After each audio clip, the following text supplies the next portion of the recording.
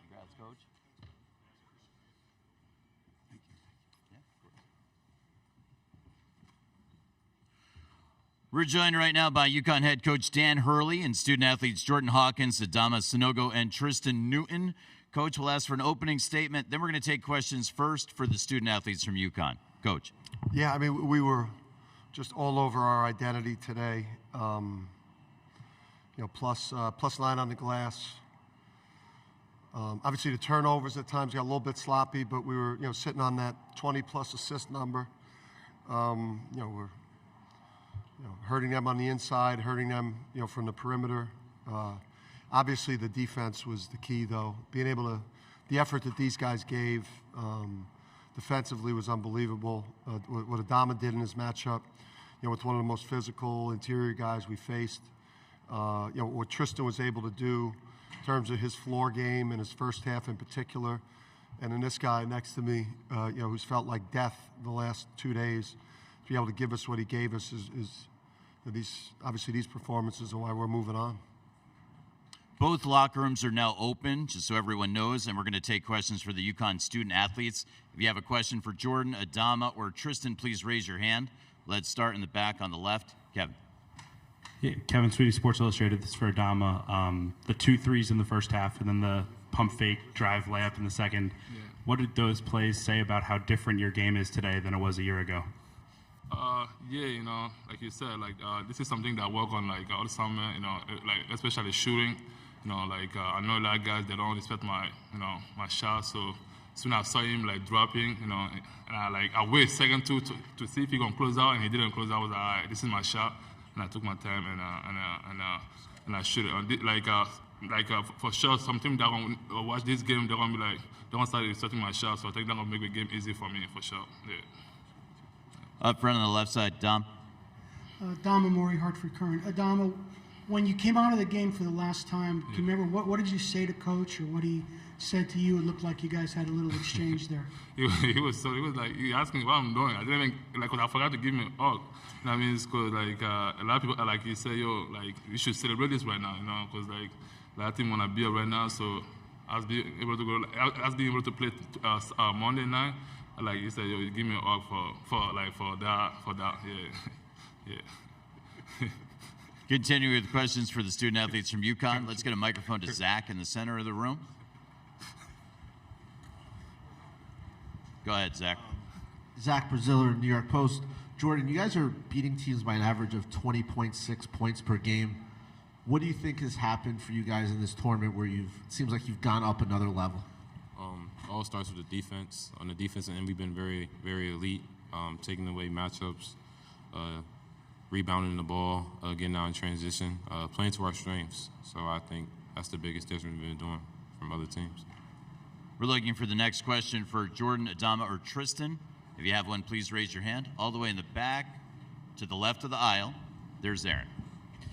Aaron Torres, Fox Sports. I'll just ask since somebody is. Jordan, how you feeling? How did you feel all day? And is there any reason to be concerned that you would not be available on Monday? I feel great. No reason to be concerned on Monday. Next question for the student athletes up front, center. Hi, I'm An Kidwai with SB Nation. This is for Tristan Newton. Just wondering, with Andre Jackson getting into foul trouble, what you thought about how you guys had to approach defending, for the rest of that first half. Obviously, Andre is one of the best defenders, not even on our team, but in the nation. So Juan's a really good player, so we just got in the gaps. That was the game plan the whole time, get in the gaps and force him to shoot tough shots. Next question's up front on the left side, Mike. This is Mike DeCourcy from the Sporting News. This is for Adama. You've played a lot of really good big guys in the league and out.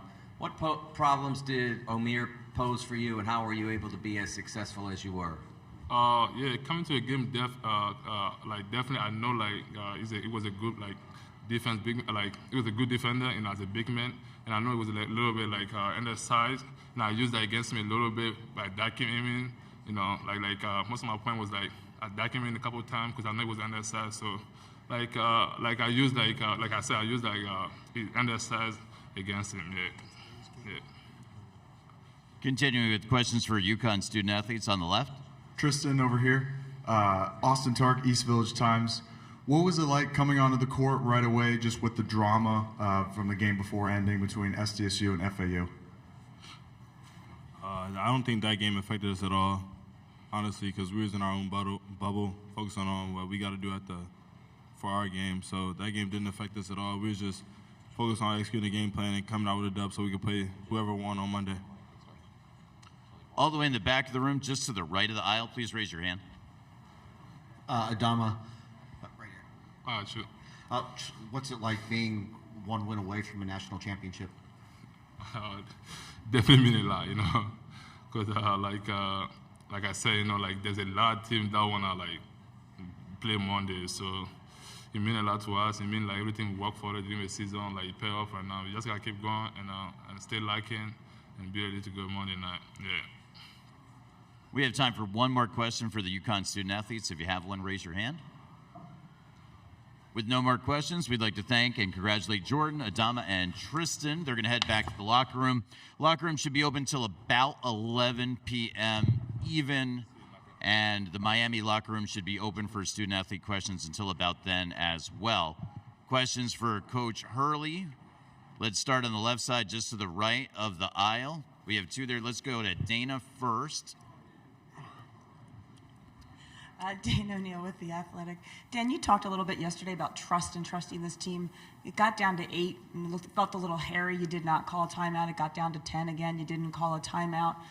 Where is that about the trust? And maybe, 3 months ago, was that a different situation for you? Yeah, I just think, obviously the group has shown their quality so many times in terms of the level that we could play at. And I just think we experienced everything in that month of January. And it's a battle-tested team, and you obviously, I was comfortable, with the things we were calling, and the guys were able to manage the situation. Coach, stay in that same area, one row up. Brendan Quinn, also with The Athletic. Dan, guys are dominating the press conference. with Adama, There was points in the game where when Andre was out, he was pointing out guys' positions, calling out plays. Like, I wonder if you can just kind of speak to the development of his just understanding of the game and his communication and just that progress that you've seen. Yeah, he's come such a long way, Brendan, and he reclassed up. So he's a younger player, than the junior that he is. He's grown so much, his knowledge of the game. Obviously, him and Andre are the two leaders of the team. Andre's the vocal leader, Adama, and the emotional leader, and then Adama's the by example guy. But for a guy that's only been playing basketball like 6 years, he's a sponge. His work ethic is off the charts, and so he watches tons of film, and he's like learned a lot of basketball concepts, which is tough for international players that don't have the experience, especially a guy coming from Mali. Center of the room. This question is for Zach. Zach Brazil, New York Post. Dan, I asked you guys this: 20.6 points per game average. You guys have made it look easy. Why do you think you have been so dominant? I just think that, when we're doing, when we're playing harder than the other team, which is our calling card, going like +9 on the glass, playing elite defense, and then having a lot of answers on offense, there's nowhere where we're weak as a team, and we're deep. So, we're able to kind of, body blow our opponent and continue to just put together quality possessions at both ends and the backboard, and it has a cumulative effect, and it's been able to break opponents. And we are a unique team in terms of our style of play, which hurts you in conference play because people are a lot more familiar. They see you twice. Games are much more physical. So when people see us for the first time with the two centers and all the shooting, and then like there's no real players like Andre Jackson in the country. He's like so hard to prepare for. So we're a unique team. Center of the room, coach, about 5 rows back, right behind you, right there. Thank you. Hi there, Coach. Jake Fenner, Daily Mail. There was one point in the first half, right around the 7:40 media timeout. Miami had come back. They had tied the game.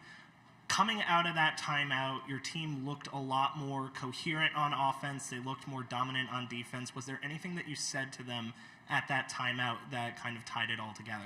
Yeah, we needed to put more pressure on the paint. I thought we, I thought we had a little bit of fool's gold to start the game. I mean, no matter what Kamani Young and Luke Murray tell you, it was not their idea to have Adama make 2 threes to start the game in a stadium. So I just thought that we were shooting maybe a little bit. It was fool's gold. We weren't doing enough at the paint, but we were guarding. But then we were losing our defensive intensity. Some of that had to do with Andre, being missing pretty much the whole first half, but. I just thought the start to the game offensively was a little bit of fool's gold. We needed to do more at the paint, and then we need to get our defensive edge back. And they were all over the offensive glass, which usually doesn't happen to us. In the third row, center. Hi, Coach. Hayden Silly with Cronkite News. There were reports about Arizona State? Yes. All right. Speaking of which, your brother spoke to the media on Tuesday, and he was raving about you and just what you've been doing this season. He even said that he feels like he's living this with you, and just how it makes him feel so good with what you've been able to do with this program this season. What's it like just to have the support of your big brother, especially during possibly one of the biggest moments of your career? Yeah, I mean, you and your big brother should be best friends, and you should love each other. And support each other in every possible way. Our relationship, I would say when we were younger, it was a sibling rivalry that evolved to, each other's, greatest supporters, outside of our wives and our sons. And then obviously I'm lucky to have my dad and mom and my wife's family. So, but yeah, I mean, it means everything to me. He's gotten in early to these. Got early to Vegas so he could see me the night before, and he got here early so he could see me last night. We were just, you couldn't be closer. Next question is probably the final question, just to the right of the aisle. Yeah, Dan, Kurt Bowles from the Austin American-Statesman. You got a talented transfer in Tristan, and San Diego State has several like Matt Bradley. Has the transfer portal just changed college basketball forever, and has it helped maybe lower profile teams maybe advance deeper in the tournament? Yeah, it's weird, I guess. We're not paying much attention to it, but obviously we saw some high profile players today, go in the portal on Twitter, and, I think, who knows where this thing's going to go. For us, I don't ever want a kid to pick my school. Because we matched an NIL offer, or we gave the best offer. I want kids to come to UConn because they want to play for me, and then obviously, you hope that that they could take the best possible advantage of NIL. But yeah, times are changing, and it'll be interesting to see whether people still do it regular, kind of the way that we've done it. We don't have a player on our team that is at UConn because of NIL. And we don't, we're still going to do it with high-level high school recruits that we're going to develop over the course of time and supplement those guys with transfers out of the portal that make sense for our culture and in the way that we run our program, which is more old school. We want to thank and congratulate Coach Hurley. Thank you, guys. Coach, we'll see you back here again tomorrow. Thank you. Any other needs for Adam and anyone else? I spoke with